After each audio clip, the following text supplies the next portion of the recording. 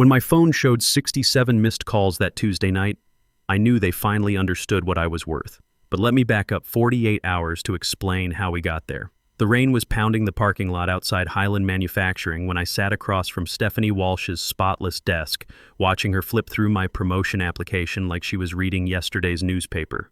7 years of 60-hour weeks, missed soccer games with my son, and countless nights fixing problems that nobody else could handle, all condensed into a 25-page portfolio that she barely glanced at before setting it aside. "I appreciate your dedication, Brady," Stephanie said, adjusting her wire-rimmed glasses. "But I've reviewed your application thoroughly.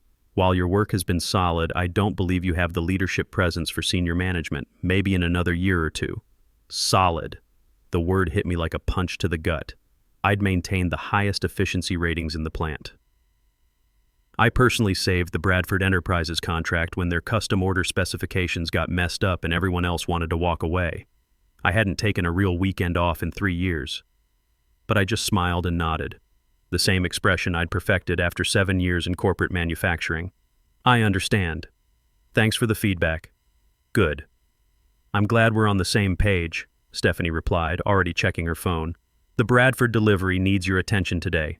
They've requested modifications before final approval." As I gathered my things, Stephanie was already typing an email, my career disappointment already forgotten. I walked past the corner office that should have been mine, with its view of the production floor and the nameplate where my name belonged. "My name's Brady Hoffman. I'm 48 years old, and until that meeting, I was the most dependable guy at Highland Manufacturing. Not the most visible or the highest paid, but the one who kept everything running while others took credit.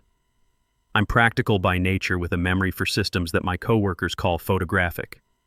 Growing up in a blue-collar family taught me to fix problems before they exploded, a skill that transferred perfectly to manufacturing operations. When I joined Highland 7 years ago, I'd inherited a complete disaster. The previous operations manager had quit suddenly after a blowout with management, taking all the process knowledge with him. No documentation, no transition notes, not even passwords to critical systems. The production floor was in chaos. Clients were threatening to cancel orders and nobody knew how to prevent it. I spent 4 months reverse engineering every workflow, staying past midnight decoding spreadsheets and rebuilding production schedules. I created detailed guides for every process, color-coded, indexed, and organized so a new hire could understand them. Stephanie never bothered learning these systems. Why would she when I handled everything so smoothly? "You're a natural problem solver," she'd say during performance reviews, always followed by a modest raise that never matched my contributions. The company had recently landed a contract with Bradford Enterprises, a major client worth $3.2 million in annual revenue. I'd built that relationship from scratch, staying late to coordinate with their engineering team and learning their specifications inside and out. Stephanie had attended exactly 4 meetings, mostly to take credit during quarterly executive reviews. Every morning, I arrived at 6:30 to prepare production reports for Stephanie before her 8:30 management meeting.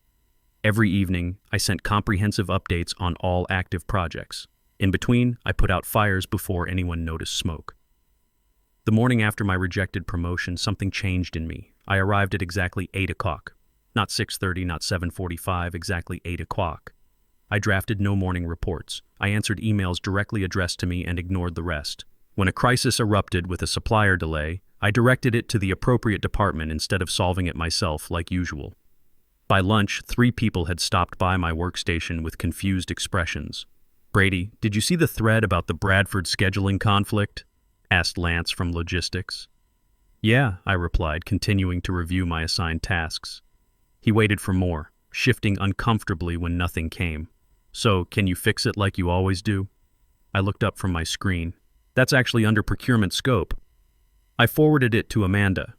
His eyebrows shot up. "But you always handle these things."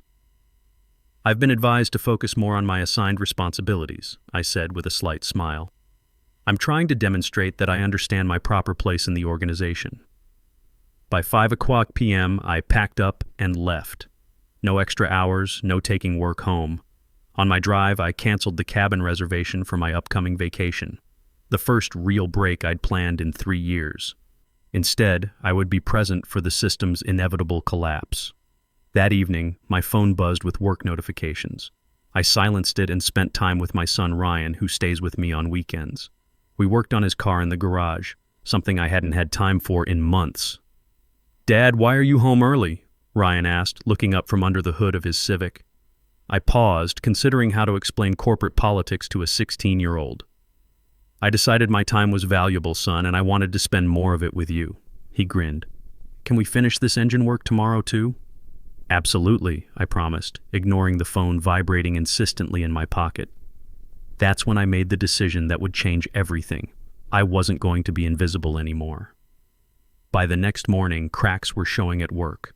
The Bradford client had requested urgent changes to their production timeline, changes only I understood how to implement. Stephanie attempted to lead the response team but quickly became overwhelmed without my usual detailed briefings. "Where are the process notes for the Bradford customizations?" she demanded, appearing at my workstation at 9:30. "They're in the shared drive," I replied pleasantly. "Under production implementations. I mentioned it in last month's department meeting. There are hundreds of files there. Which one specifically?" I pulled up the folder on my screen. The master document is called Bradford Enterprise Custom Production, Complete Process Documentation. It's organized by production phase with tabbed sections. Stephanie stared at the 180-page document with barely concealed horror. "Can you just handle this directly? The client is waiting." "I'd be happy to," I replied. "But I have the quarterly safety compliance review this afternoon. I can get to Bradford first thing tomorrow morning." Her face tightened. "This can't wait until tomorrow." "I understand. Would you like me to reschedule the compliance review? It's due to the state regulators by end of day." She left without answering, her heels clicking aggressively down the hallway. By noon, word was spreading through the plant that something was wrong. The production line supervisors were looking confused, checking schedules that didn't align with reality.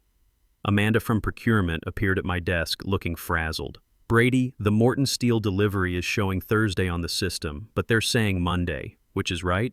I glanced at my screen. "According to the master schedule, it's Thursday, but you'll want to check with the Bradford timeline adjustments that went out this morning." "What adjustments?" "The ones Stephanie authorized. They should be in your inbox." Amanda's expression told me everything I needed to know. Stephanie had made changes without updating the integrated systems, creating a cascade of scheduling conflicts that would take days to untangle. That evening, I turned off all work notifications and took Ryan to grab dinner. My personal phone stayed silent in my truck as I listened to him talk about his plans for college. For the first time in years, I was completely present in my personal life. "You seem different, Dad," Ryan said, working on his burger. "More relaxed."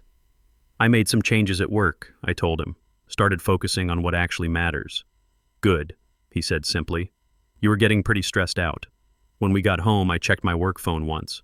67 missed calls from various work numbers. Voicemails ranged from confused to desperate to angry. The Bradford team was threatening to pull their contract. 3 production systems had developed unexpected issues, all documented in my guides which nobody had bothered to read. The quarterly compliance report due to state regulators was still incomplete.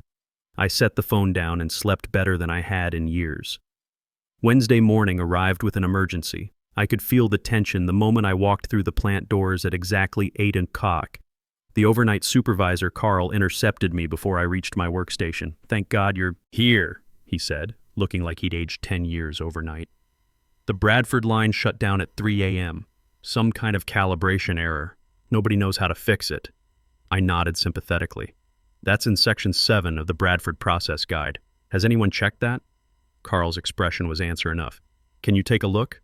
"I'll add it to my task list," I replied. "Right after I handle the Morton delivery coordination and the safety compliance follow-up. But Brady, this is costing us thousands per hour." "I understand the urgency," I said, settling at my workstation. "But I've been advised to prioritize my assigned responsibilities. The calibration procedure is clearly documented if someone wants to follow it."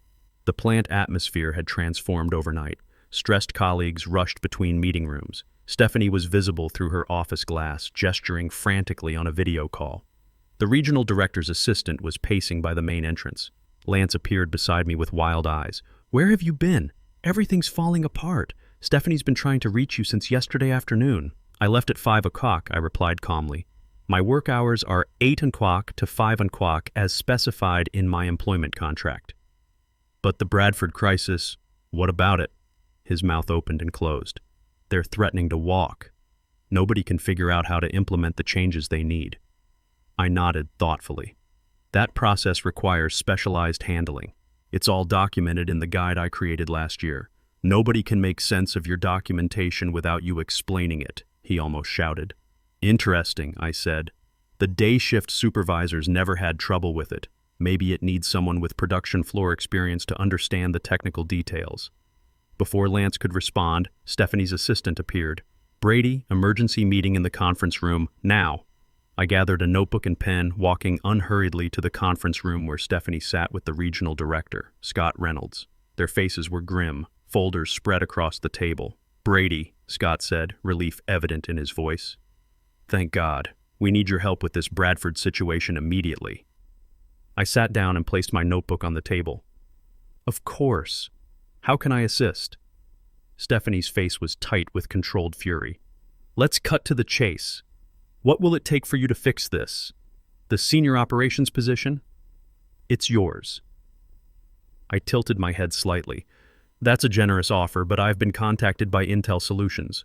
They've offered me a director position with a substantial salary increase. Apparently they believe I'm qualified for senior management. The room went silent. Scott's eyes widened while Stephanie's narrowed dangerously. You're leaving? Scott asked. When? I haven't accepted their offer yet, I replied. I was taking time to consider my options. The power had shifted, and everyone in the room knew it. Name your price, Scott said immediately. Whatever they're offering, we'll match it. I smiled politely. It's not just about compensation. It's about recognition, respect, and the opportunity to implement the improvements I've developed instead of just maintaining someone else's status quo. The Bradford client specifically asked for you by name, Stephanie interjected. You can't possibly leave now. Interesting, I said. So did 3 others this past month. I reached into my folder and placed a document on the table. Here's my 2 weeks' notice. I'll help with the transition as my contract requires. Stephanie reached for the folder, but Scott was faster. He opened it, scanned the contents, then closed it decisively. This won't be necessary, he said firmly. Brady, I'd like to speak with you privately in my office. As I stood to follow him, Stephanie remained seated, her knuckles white against the polished table. The panic in her eyes told me she finally understood what my departure would mean for her department. I followed Scott to his corner office, aware of the curious glances from colleagues as we passed. His space was functional but impressive. Industry awards lined one wall, while large windows overlooked the entire production floor where workers were scrambling to resolve the Bradford crisis. He gestured for me to sit in the chair across from his desk. I've been watching your contributions for some time, Scott said, folding his hands, though apparently not closely enough. The situation with Stephanie concerns me. This is the first I'm hearing about your promotion being denied. Why didn't you come to me directly? Chain of command, I replied simply. Stephanie is my supervisor. Going over her head would have been inappropriate. He nodded slowly. Admirable, but perhaps misguided in this case. Tell me honestly, what would it take to keep you here? I considered my words carefully. Recognition of my actual contributions, appropriate compensation, and a position where I can implement the efficiency improvements I've developed instead of just executing someone else's vision. Scott studied me for a long moment. I'm creating a new position, Senior Director of Manufacturing Operations, reporting directly to me. 40% salary increase, 3 days remote flexibility per week, and full authority over production workflow design. The position is yours if you want it. I didn't respond immediately, which seemed to surprise him. Is that not sufficient? He asked. It's very generous, I acknowledged, but I need to be clear about something. I'm not using Intel's offer as leverage. There really is another company waiting for my decision. Scott leaned back. What can they offer that we can't match or exceed? A fresh start, I said honestly. No history of being overlooked. No colleagues who see me as support staff rather than leadership material. Fair point, he conceded. But consider this. You've built systems here that you understand completely. You've developed client relationships that trust you specifically. Starting over means rebuilding all of that from scratch. He was right, of course. 7 years of institutional knowledge wasn't easily replaced, but neither was the feeling of being consistently undervalued. I'll need some time to consider, I said finally. Of course. Take the weekend, but I need an answer by Monday morning. He stood, signaling the end of our meeting. And, Brady, I'd appreciate if you could help stabilize the Bradford situation before you make any final decisions. I nodded. I'll handle Bradford personally today. When I returned to my workstation, an email from Scott was already waiting, outlining the new position offer in writing. The salary figure made me look twice. It was more than I'd made in my best year ever. The job description could have been written specifically for my experience. I was gathering materials for the Bradford call when Stephanie appeared beside my desk, her expression carefully neutral. "We need to talk," she said quietly. "Not here. Lunch. I have the Bradford call at noon," I replied. "After that, then. My office at 2:00. I nodded, already turning my attention to the crisis at hand. The Bradford team was frustrated but relieved when I joined the call. Their project director didn't waste time on pleasantries. "Brady, thank God. We've been trying to reach someone who understands our specifications since yesterday. What's happening over there?" "System integration issues," I explained. "We've had some personnel changes that created communication gaps. Let me walk you through the solutions." Their demands were reasonable. They needed customizations that would normally take weeks implemented within days. I walked them through a phased approach that would prioritize their most critical needs while building toward their complete specifications. "This is exactly why we wanted to work with Highland," their project director said. "You understand our operational needs, not just technical requirements. Can you personally oversee the implementation?" "I'll make sure it gets the attention it deserves," I replied, choosing my words carefully. After the call, I documented the solution in clear steps and sent it to the production team with explicit instructions. Normally, I would have handled every aspect myself, but today I delegated appropriately, making myself available for questions but not taking ownership of the execution. At 2:00, I knocked on Stephanie's door. She looked different, smaller somehow, with dark circles under her eyes suggesting a sleepless night. "Close the door," she said, gesturing to the chair across from her desk. "I understand Scott offered you a new position." "He did," I confirmed. She nodded slowly. "I won't pretend to be happy about it, but I understand why he did it. You're valuable to the company."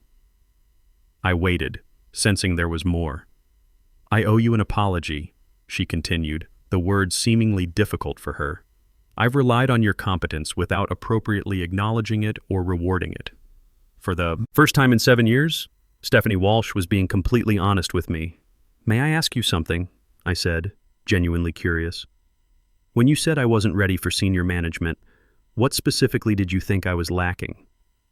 Stephanie shifted uncomfortably. "You've always been more technical, the behind-the-scenes problem solver. Senior management requires visibility, presence, political awareness. In other words, I do the work while others take the spotlight." She had the grace to look embarrassed. "That's oversimplifying." "Is it?" I asked. "The Bradford contract. Who presented the winning strategy to the executive team?" "I did, but based on the approach you developed. The efficiency initiative last quarter that saved the company $400,000. Who received the recognition? That was a team effort. A team I led, coordinated, and created all documentation for." I leaned forward slightly.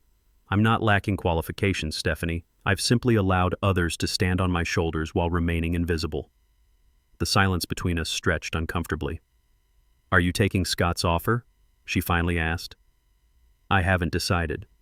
If you stay," she said carefully, "things will be different between us." "Yes," I agreed. "They will." The weekend gave me time to think clearly, away from office politics.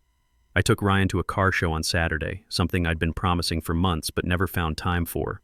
As we walked between vintage muscle cars, he seemed to sense something was different.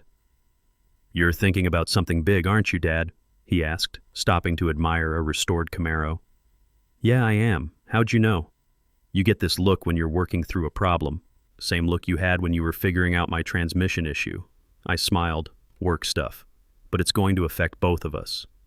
"Good change or bad change?" "Good, I think.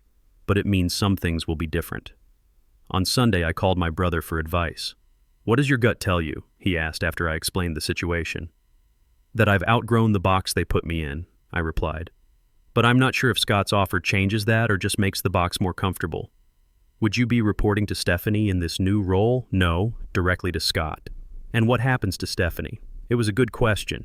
Scott didn't say specifically, but reading between the lines, I think her authority was being reconsidered. So your options are to take a fresh start elsewhere or accept a promotion that might result in your former boss being restructured out? Put that way, the choice felt different. I didn't want revenge against Stephanie. I just wanted recognition for my work. Are you sure about that? My brother challenged. Because from what you've told me, part of you would enjoy seeing her face the consequences of underestimating you. His words hit uncomfortably close to home. Was that what I wanted? To see Stephanie humbled? To watch her realize how much she'd depended on me while simultaneously dismissing my contributions? By Monday morning, I had made my decision. I arrived early, 6:30, my old starting time, and went directly to Scott's office. His assistant wasn't at her desk yet, but his door was open. "You're early," he noted, looking up from his computer. "I wanted to give you my answer before the day gets busy," I explained, taking the seat across from him. "I'm accepting your offer with 2 conditions." His eyebrows rose slightly. "I'm listening. First, I want to build my own team, full hiring authority for 3 positions that I believe are essential." Scott nodded. "Reasonable. And the second? Stephanie remains in her current position." This clearly surprised him. "After how she treated you? Why?" "Because replacing her doesn't solve the structural problems in how departments function, and because I don't want my first leadership act to be perceived as revenge." He studied me with new interest. "That's unexpected and strategically smart. I've learned a few things watching from the sidelines," I replied. "Very well. Stephanie stays, though her department will now coordinate through your office for operational matters. Thank you." "No, Brady," Scott said, extending his hand. "Thank you for staying." The announcement went out at 10 o'clock a.m. that morning. My inbox immediately flooded with congratulations, questions, and meeting requests. Lance stopped by my desk, looking somewhat sheepish. "So, you'll be my boss now?" "Technically, yes," I confirmed. "Is that going to be a problem?" He shook his head quickly. "No, it's great. You've always been the one who actually knows what's happening anyway." Throughout the day, colleagues who had barely acknowledged me previously suddenly found reasons to introduce themselves. The production floor supervisors, guys who'd always respected my technical knowledge, were grinning when they saw me. "About time," Carl said, shaking my hand. "Now maybe we'll get some common sense in management." Stephanie avoided me until late afternoon when she appeared at my desk with a folder. "The quarterly strategy document," she said stiffly. "Since operational planning now falls under your purview, you'll need to present this at the executive meeting tomorrow." I accepted the folder. "Thank you. I'll review it tonight." She turned to leave, then hesitated. "For what it's worth, I didn't recommend against your promotion because I thought you were incapable. I did it because I couldn't afford to lose you from my team." It was perhaps the most honest thing she'd ever said to me. "That's the fundamental problem, isn't it?" I replied. "Good managers develop their people, even when it means letting them move on." She nodded once sharply and walked away. That evening, I called Ryan with the news. "So does this mean you'll be home more?" he asked. "Actually, yes," I replied. "Good management means building systems that work without constant intervention." "Cool. And Dad? I'm proud of you." 6 months later, my new systems had reduced production delays by 35% while increasing output quality metrics across all product lines. The Bradford contract had expanded to include 2 additional service lines. Ryan was proud when friends asked what his dad did for work. Sometimes the most powerful response to being undervalued isn't proving others wrong. It's demonstrating your worth so clearly that denying it becomes impossible. Your value isn't determined by others' inability to see it. It's defined by your impact, whether acknowledged or not.